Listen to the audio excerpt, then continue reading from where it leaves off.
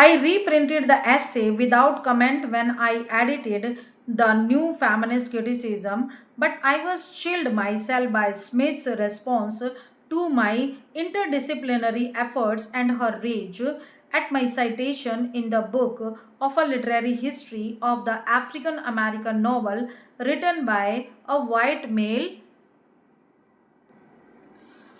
scholar. As late as 1997, a critic indifferent to the fact that my book is about the English tradition commented that the absence of American black women in a literature of their own had been much criticized and that my inability to deal with them made my arguments fundamentally flawed.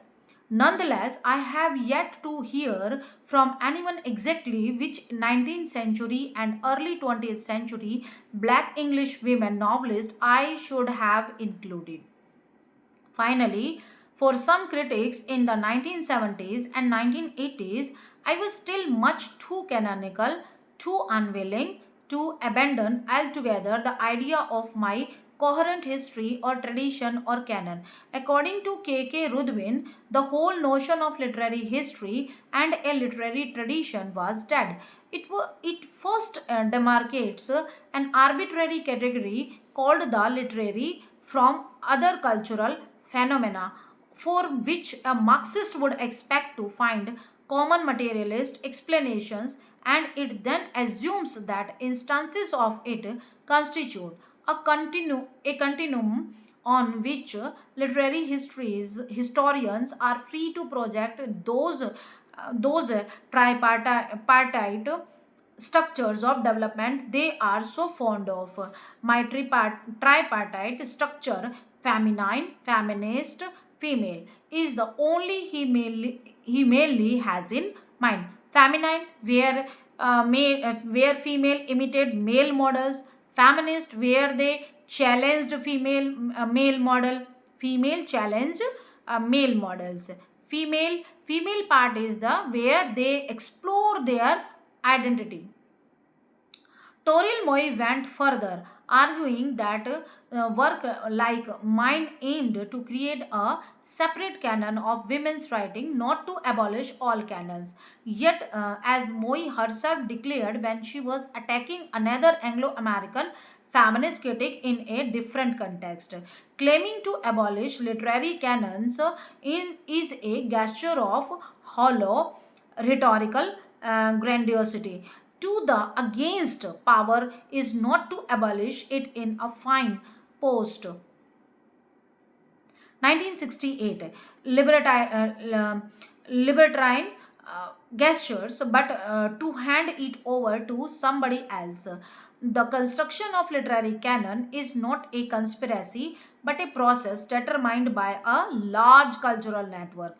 Work by such critics as Richard Broadhead and John Gilroy has shown that a canon formation involving the reclamation of devalued writers in an important part of critical revolutions, and that new canons will not surface except through the force of someone's or some group's interest, and whether they will stay above water on future maps of the literary continents is a question exactly not of their innate value, which never saved a past yet, but of whether those interests can successfully institutionalize themselves, can build new institutions and win old ones of the cause of making theirs be the past worth remembering.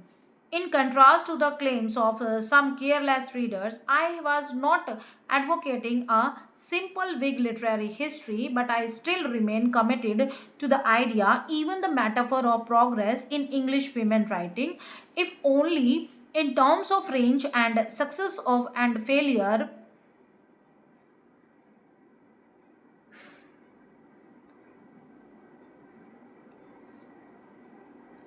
English women writing, if only in terms of range and freedom of expression. Moreover, I think it is necessary to evaluate the relative success and failure of women writing. And I cannot agree with critics like N. Ardis, who insists that feminist critics should reject all models of literary hierarchies as patriarchal in the interest of a non canonical theory of value. When asked if I have found any great works in all my reading, Ardis concludes in her study of new women's writing. I usually respond by turning the question back on my interlocutors interlocutor. Does your interest in aesthetic value disguise the anxiety about the feminist politics of these novels?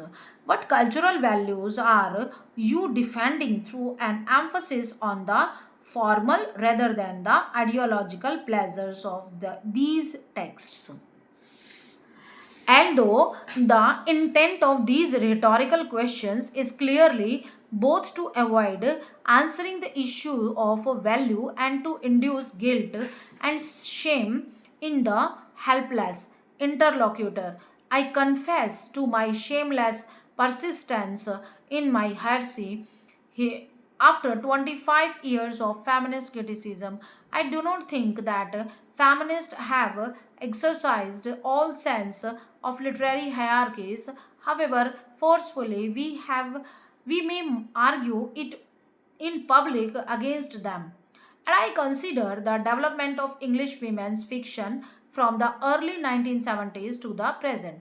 I continue to believe that women writing needs no apologies or special treatment, that it can sustain the most rigorous tests of aesthetic judgment and literary quality. New Women and Their Fiction. In 1990, as the approaching millennium kindled a new interest in women's fiction of the 1890s, a literature of their own came under attack from a new generation of feminist literary critics.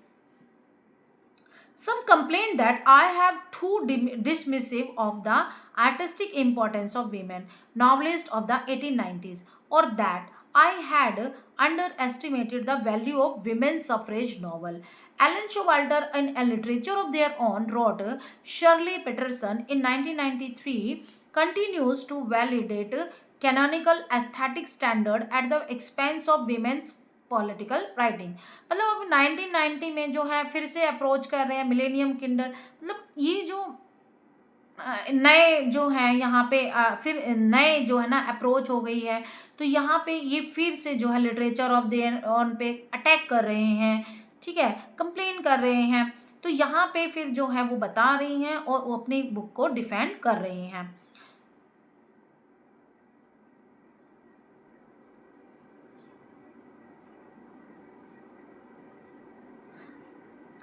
She hails the Vanized women writers is a uniquely political fashion. She praises them for their courageous rejection of Victorian reserve. Yet she goes on to devalue the literary importance of their work. I would now be able to give much more emphasis to the 1890s as a transitional period for women writing. मतलब यहाँ पे तो transitional जो है period था women writing का, thanks in large part to book like Jane Eldridge Miller rebel women feminism modernism and the edwardian novel 1994 and Ardis New Women New Novel 1990, Rita Falsky The Gender of Modernity 1995, and the work of Margaret D. Steads, who edited the journal Turn of the Century Women. There are new editions of the work of Amy Levy, Sarah Grant, George Egerton, and other important women writers of the 1890s. But when I was writing a literature of their own, most of these women were completely unknown. मतलब जब मैं ये इनको literature of their own लिख रही थी, तो ये जितनी भी वीमेंस हैं ये सब की सब अननोन थी। In 1971, I went to Bath in search of Sarah Grant and opened the curtains in the municipal library, which had sat untouched since her death. After the book was published, देखो यहाँ पर जो है after the book was publish. ये यहाँ पे देखो, ये जो है एलन शोवाल्टर जो है वो बाद में चली जाती हैं और वहाँ पे सर्च ऑफ सारा ग्रैंड की सर्च में बात चली जाती हैं और वहाँ पे वो कार्टन जो है म्यूनिसिपल लाइब्रेरी का ओपन करती हैं जो कि अनटच था उनकी डेथ से। After the book was published, Gillian Kersley, an independent scholar living in Bath, decided to write a full-length biography of Grant.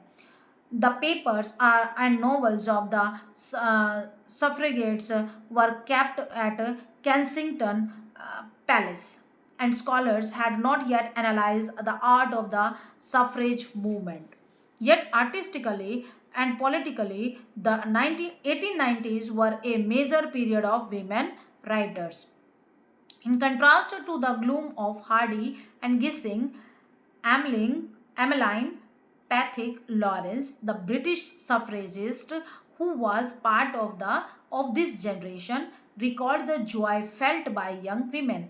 It was a wonderful thing at the period of the to be among young comrades for the decade of the last century was a time of expansion and vision. We read, discussed, debated, and experimented, and felt that all life lay before us to be changed and molded by our vision and desire. In the field of fiction, the 1890s seemed to offer great opportunities to the young with the demise of three-volume novel and lending library system and the rise of the literary journal and short. With the collapse of the three-decker came the collapse of what Holdbrook Jackson called a type of novel. The old sentimental lending library novel of polite romantic atmosphere and crudely happy endings. The novel which was calculated to produce that drowsy state of mild peacefulness which many people believe to be the end and aim of old good literature. In place of the dowdy three-decker came the slim single volume, exquisitely bound in shades of lemon or mauve and hinting of the forbidden and perverse. The Yellow Book, founded in April 1894, epitomized the shift from domesticity to a rise of class, nationality, gender, sexual orientation, discipline, and ideology. It was published work by many women poets, artists, and writers, two of whom also served as sub editors. Indeed, the term New Women made its debut in May 1894 in an exchange between Sarah Grant and Oda in the North American Review. 1894 was an annus mirabilis for new women writing as well. Among the novels published during the year were Rhoda Barton's A Beginner, Emma Frances Brooks, A Superfluous Women, Sarah Janet Duncan, A Daughter of Today, Rita's A Husband of No Importance, Sarah Grant's Our Manifold Nature, Edith Johnston's A Sunless Heart, Mona Care's The Daughters of Danos, May Cromlin's Dust Before the Wind, Annie Holdsworth, Joanna Trail, Spinster, Eota's A Yellow Esther, Ella Hepworth Dixon's The Story of a Modern Woman, Dorothy Lighton's Disillusion, Florence Farr's The Dancing Fawn, John Strange Winters, Henrietta Stannard, A Blameless Woman, George Peston's Emily Simons, A Modern Amazon, George Egerton's Discord, the Elizabeth Robbins' cruel satire on these pseudonymous female personage, George Mandeville's husband. Yet the heyday of the new women novelist was pitiful brave. By 1895, the blaze of women's writing was reduced to sparks and ashes, and the death of the new women novel was widely proclaimed.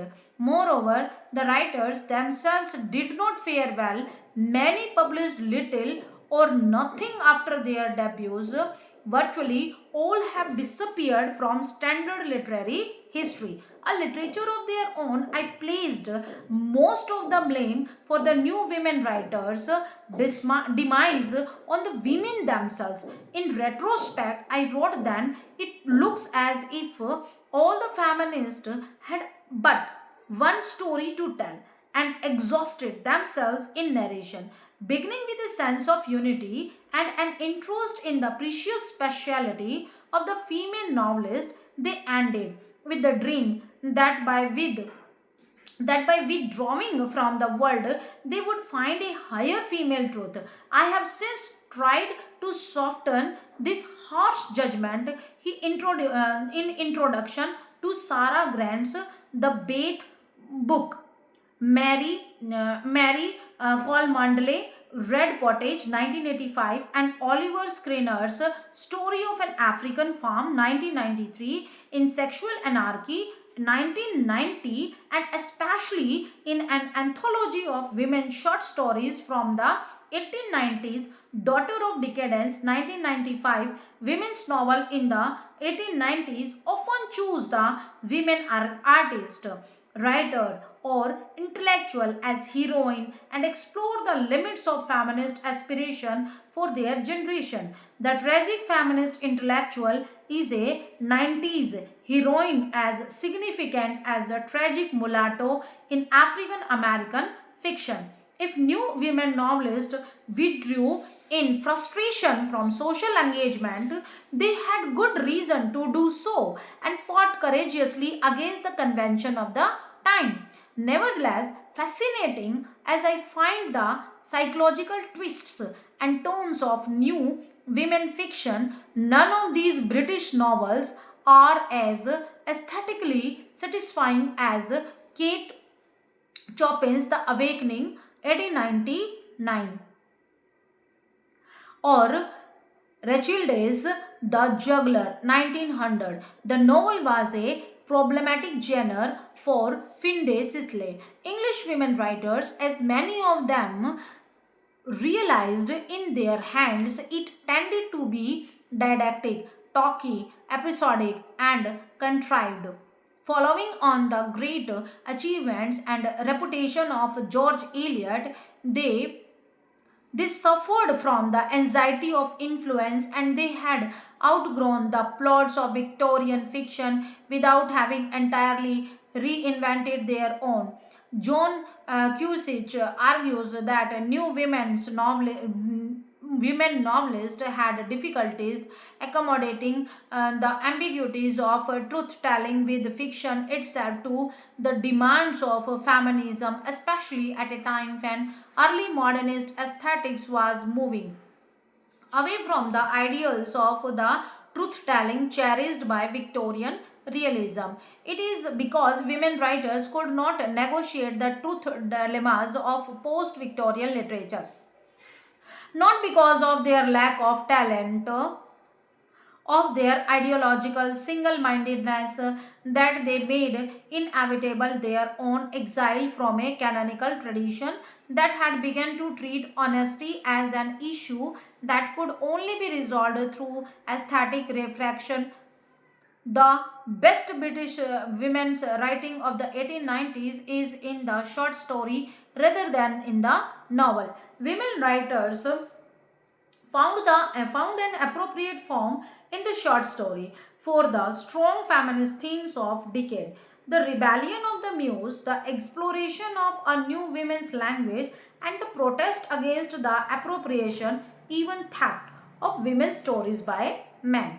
New women had to rewrite aestheticism and decadence in order to include female creativity. They had to present female sexuality and reproduction as positive creative forces rather than as biological traps. or the binary opposites of artistic creation. They had also to deal with the relationship between aestheticism and commodification. Their short stories, more than their novels, describe the struggle for new words and new forms. In Sarah Grant's The Undefinable, a Fantasia, for example, a painter whose work has become sterile and conventional is agonizing over the loss of his powers. There gradually took possession of me a great amazement, not to say alarm. As I was forced myself to acknowledge that there must be some blunting of my faculties, what could be the matter with me? Loss of nerve power. He is interrupted in these thoughts by an unexpected visit in this studio from a confident young woman offering herself as a model. At first, he does not find her attractive. She has eyes out of which an important spirit.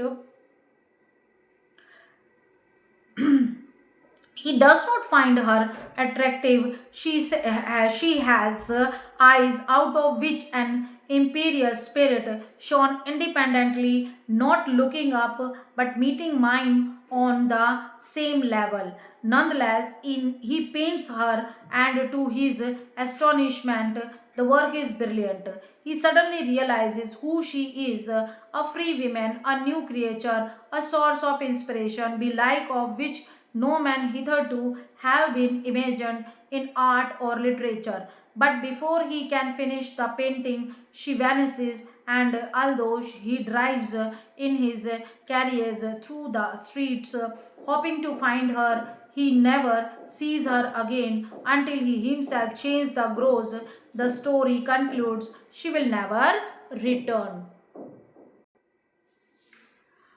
The 21st century. The themes and forms of contemporary women writing have certainly changed since the 1970s, and there is now even major literary awards, the Orange Prize for Women Novelists in English, of the writers who have emerged since the first edition of a literature of their own. At least one Angela Carter must be included in any female literary canon or tradition, and several deserve serious critical attention. But I would not. I would stand by the concern I expressed in 1977 with one important modification. Then I want that if the room of one's own becomes the destination, a feminine succession from male power, logic, and violence, it is a tomb.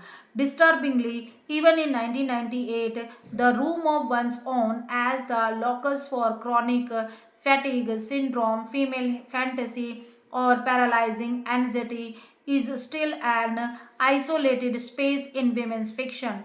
But there is also hopeful evidence that contact with a female tradition and a female culture has been a center inspiring women writers to take strength in their independence to act in the world. What seems different now is that the goal Virginia Woolf articulated at the end of A Room of One's Own 70 years ago to labor in poverty and obscurity for the coming of Shakespeare's sister no longer seems meaningful or necessary. Feminist criticism and women's literary history do not depend on the discovery of a great unique genius, but on the establishment of the continuity and legitimacy of women's writing as a form of art. With the globalization of culture, moreover, the national boundaries of the novel are fading and disappearing. Was Sylvia Plath a British or an American writer means जो Sylvia Plath थी वो America में पैदा हुई थी, पर वो फिर कुछ टाइम के लिए वहाँ पर जो है ब्रिटेन में रही थी. Can the influence of Toni Morrison fail to affect the novel in Europe? The distinction of nationality and culture I meant to imply the title of a literature of their own are no longer as sharp as they were only 25 years ago.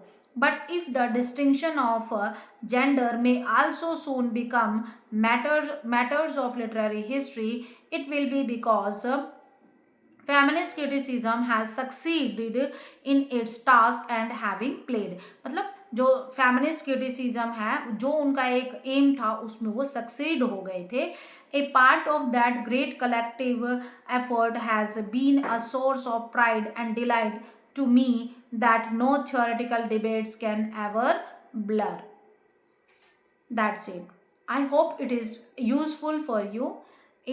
This video has this essay, Ellen Showalter's essay, has two parts. In one part, I read how 75% text, and in this we discussed only 25 text. I hope it will be useful for you.